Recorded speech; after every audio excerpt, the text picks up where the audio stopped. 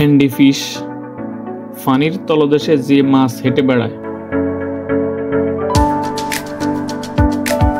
পাখনা ও লেজের সাহায্যে সাঁতার কেটে বেড়ায় ও মাছ চোখ খুলে ঘুমায়, এগুলো আমাদের জানা কথা।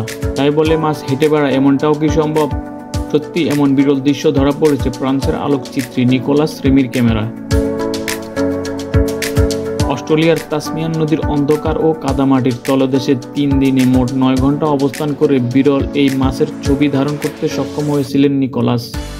প্রথমে দেখলে মনে হবে মাছটি হাতে ভর দিয়ে হাঁটতেছে। অন্য মাছেরা পাখনা ও লেজ দিয়ে পানিতে সাঁতার কেটে বেড়ালেও এই প্রজাতি মাছের বুকের পাখনা ও পেটের পাখনার গঠন আলাদা। হাতের মতো পাখনায় ভর করে অনেকটা হামাগুড়ির মতো এইসব মাছ হেঁটে বেড়ায়, তাই এই মাছগুলোকে হ্যান্ডি ফিশ বলা হয়।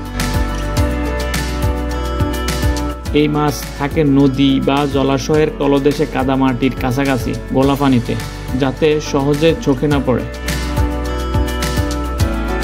এই মাছের আরেকটি বৈশিষ্ট্য রয়েছে, এটির ঠোঁটের ওপরের দিকে সরু একটি দণ্ডের মতো আছে। দণ্ডের মাথায় আছে ফুলের কলির মতো দেখতে তুলতুলে এক জিনিস।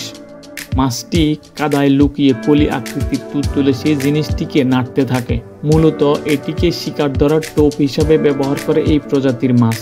যখনই কোনো শিকার ওই কলি আকৃতির জিনিসটিকে খাবার ভেবে এগিয়ে আসে, তখনই সেটিকে ছোঁ মেরে ধরে ফেলে হ্যান্ডি ফিশ। বিজ্ঞানীরা বলেছেন হ্যান্ডি ফিশ প্রজাতির এই মাছ এখন বিপন্ন প্রায়। বিশ্বব্যাপী এখন মাত্র 3000-এর মতো হ্যান্ডি ফিশ বেঁচে আছে। মাছের গায়ে ক্রিম রঙের ও গাঢ় বাদামি বা কমলা রঙের ফোঁটা ফোঁটা দাগ আছে। এটি নদীর তলদেশে মাটির সঙ্গে মিশে থাকে, যাতে চোখে না পড়ে। এই অবস্থায় তাদের ছবি তোলাকে কঠিন করে তোলে।